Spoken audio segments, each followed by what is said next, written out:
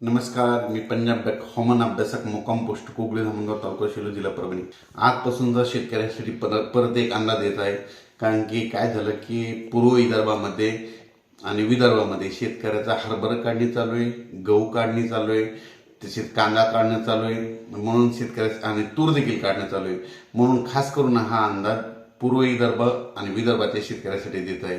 11 February 12, 13, 14च्या दरम्यान अवकाळी पाऊस पडणार आहे. नागपूर, वर्धा, भंडारा त्या भागामध्ये गारपीट देखील होणार आहे. म्हणून हे अंदाज लक्षात घ्यायचा. एकंदरीत परिस्थिती बघितली तर राज्यामध्ये हा पाऊस फक्त पूर्व विदर्भात पडणार आहे आणि पश्चिम विदर्भात पडणार आहे. म्हणजे या दोन भागामध्ये पडणार. पूर्व विदर्भात 6 जिल्हे, पश्चिम विदर्भात 5 जिल्हे. म्हणून हे केवळ फक्त अंदाज पूर्व विदर्भ आणि पश्चिम विदर्भाच्या शेतकऱ्यांसाठी लागू होत आहे.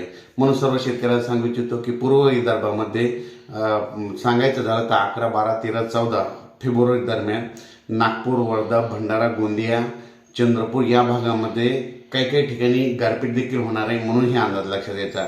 त्याच्यानंतर तो पाऊस पश्चिम विदर्भाकडे म्हणजे अमरावतीकडे, चांदूर बाजार त्या भागाकडे देखील येणार आहे, अकोल्याकडे येणार आहे, अकोट देखील येणार आहे, वाशिम तसेच पुसद, हिंगोलीच्या दरम्यान देखील थोडाफार हिंगोली भागात देखील येणार आहे.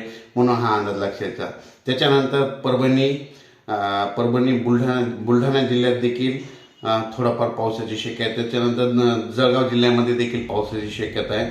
म्हणून हा अंदाज लक्षात घ्यायचा. त्याच्यानंतर संभाजीनगर भागात देखील तुरळक ठिकाणी पाऊस पडणार आहे, सर्वदूर पडणार नाही. म्हणून हा अंदाज लक्षात घ्यायचा.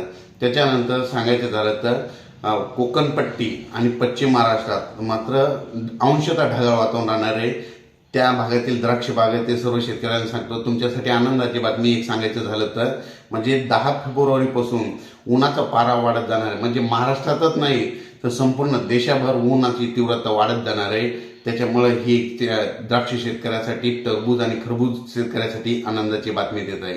कारण की उन्हाचा पारा 10 तारखेनंतर वाढणार आहे. फक्त राज्यामध्ये 11 फेब्रुवारीपासून पूर्व विदर्भ आणि पश्चिम विदर्भातच अवकाळी पावसाची शक्यता आहे आणि उर्वरित मराठवाडा आणि तसेच मराठवाड्यामध्ये अंशतः ढगाळ वातावरण राहणार आहे. म्हणून हे अंदाज लक्षात द्यायचा.